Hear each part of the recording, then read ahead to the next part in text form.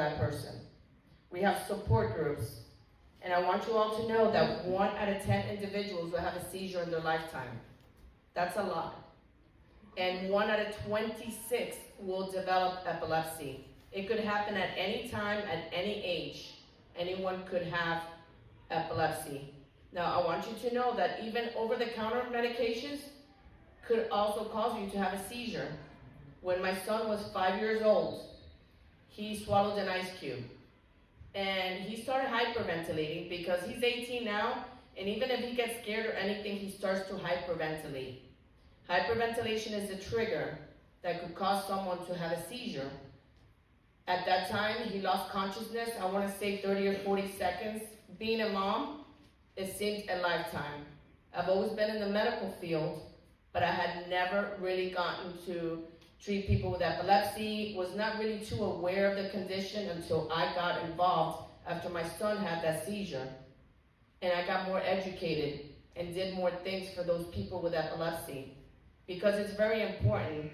If you have the right resource, you'll be able to get what you need and be able to have less stress.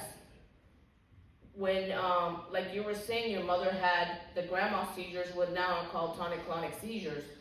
Those seizures, if you don't have the right resource or the right places that you need to go and get medications, medical could be very expensive. One of the biggest things I do is I go and train the school boards. Because imagine all these children that have epilepsy, they do not know how to treat the condition or what to do, and they're always calling 911 every time a child has a seizure. That's why now they have what's called a seizure action plan. They are aware of what kind of seizures they have, what their triggers are, and what we're going to do. Because not every seizure is considered a medical emergency. But if you do not know what to do or how to help that person, medical bills could get very expensive. And it can be very frustrating and stressful. Not only because you have someone with epilepsy, but because people do not know how to treat it and what to do. And they're always calling 911. That's why I go into your local libraries, I go and train the staff. You'll see me doing it. I brought a helmet because one of my biggest things that I love doing is I got certified by the fire department, and I go into our local communities like your libraries, health fairs, churches, and I measure children and adults and give them away free helmets.